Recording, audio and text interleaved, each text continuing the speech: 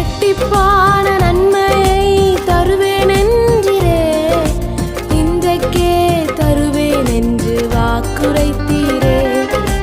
இழந்ததை திரும்ப தருவேன் என்று சொன்னீரே, இரட்டிப்பான பங்கையும் தந்திடுவாரே.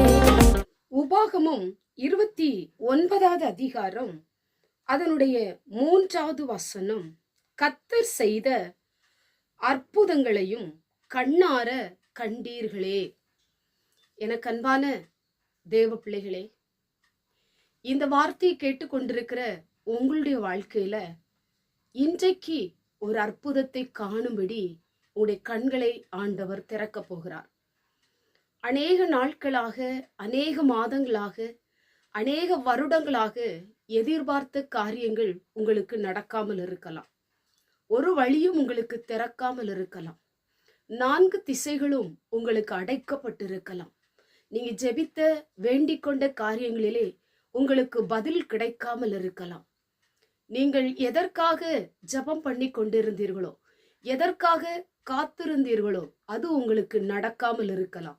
இன்றைக்கு கர்த்தர் செய்ய போகிற, கர்த்தர் உங்களுடைய வாழ்க்கையில செய்கிற அற்புதத்தை உங்க கண்கள் பார்க்க போகிறது.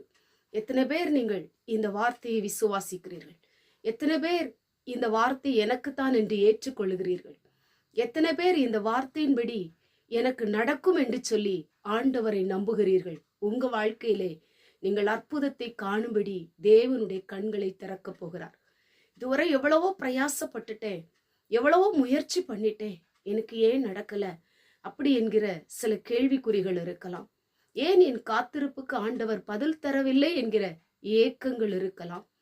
ஏன் எனக்கு ஆண்டவர் இந்த காரியத்திலே எனக்கு வழி திறக்கவில்லை, எனக்கு ஏன் இந்த காரியம் நடக்கவில்லை என்கிற அங்கலாய்ப்பு உங்க வாழ்க்கையில இருக்கலாம். இந்த நாளிலும் கூட இந்த வசனத்தின் மூலமாய் உங்களுடைய கண்கள் அற்புதத்தை காணும்படி ஆண்டவர் கிருபை செய்ய போகிறார்.